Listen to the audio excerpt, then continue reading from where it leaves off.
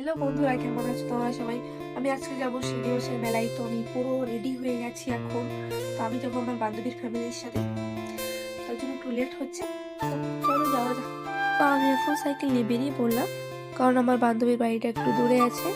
তো আমরা সবাই মিলে যাবো টোটোতে করে। আমরা টোটোতে বসেও পড়েছি এখন। শিলিমাস মেলাটা আমাদের বাড়ি থেকে অনেকটাই দূর। তো আমরা কথা বলতে বলতে পৌঁছে গেলাম মেলায়। মেলায় আমরা ঢুকে পড়েছি এখন। মেলায় ঢুকেই আমার বান্ধবীর জেঠু একটু চা খেয়ে নিল। তারপর আমরা মেলা ঘোরা শুরু করে দিলাম, আর একটু বান্ধবীর সাথে খুনসুটি করার।